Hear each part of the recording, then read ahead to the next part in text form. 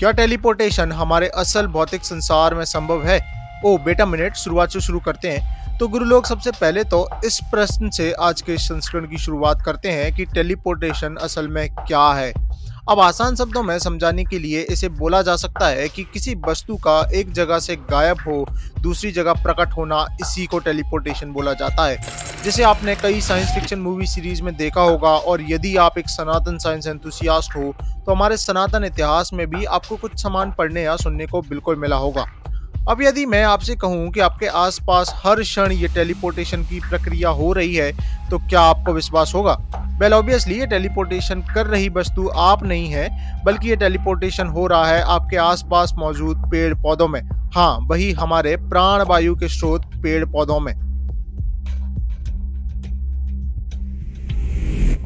अब 21 जून 2007 में एक रिसर्च पेपर पब्लिश होता है जो कि एक हाइपोथेसिस के साथ इसी बात की संभावना पर प्रकाश डालता है कि पेड़ पौधों में टेलीपोर्टेशन होता है, और ये फोटोसिंथेसिस से अपना जीवन यापन कर रहे पेड़ पौधे अपने आप में जीते जागते एक क्वांटम कंप्यूटर से कम नहीं है, जो कि फोटोसिंथेसिस के लिए टेलीपोर्टेशन जैसी अमेजिंग फिजिक्स का इस्तेमाल करते हैं। अब पब्लिश होने के बाद तो शुरुआत में इस पेपर को बिल्कुल भी सीरियसली नहीं लिया गया, जैसे कि अभी आप इस बात को सीरियसली नहीं ले रहे हो।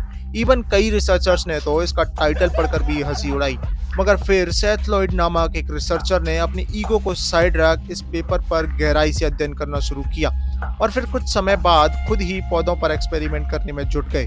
जिसके बाद 2011 में उन्होंने एक रिसर्च पेपर पब्लिश किया जिसमें उन्होंने कंक्लूड करते हुए ये लिखा कि एक फोटोन सारी पॉसिबल पोजीशंस पर खुद को टेलीपोर्ट करता है ताकि वो अपनी डिजायर्ड साइट यानी कि क्लोरोफिल ए तक बिना कुछ समय गवाए पहुंच सके। इसी बात को आप ऐसे भी समझ सकते हो कि मानो आपको किसी पोजीशन ए से पोजीशन बी पर जाना है, मगर आपको वो रास्ते का ज्ञान नहीं है जो आपको बी तक पहुंचा सकता है, और ना ही आपके पास इतना समय है कि आप सभी पॉसिबल रास्तों पर चल सही रास्ता ढूंढ पाओ।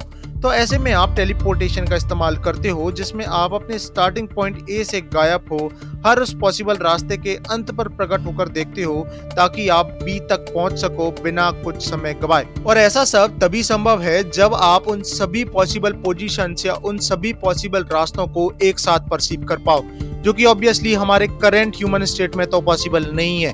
तो क्या डीप ध्यान स्टेट में जाकर ऐसा कर पाना हम इंसानों के लिए संभव है?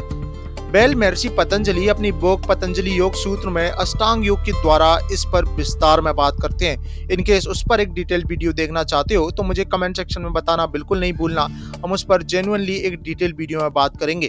और इनकेस ये जानना चाहते हो कि पेड़ पौधे स्ट्रेस में होने पर कैसे रोते हैं और चीखते हैं, तो स्क्रीन पर दिख रही मेरी इस वीडियो को चेकआउट करना बिल्कुल नहीं भूलना, आपको वो सारी इन्फॉर्मेशन मिल जाएगी।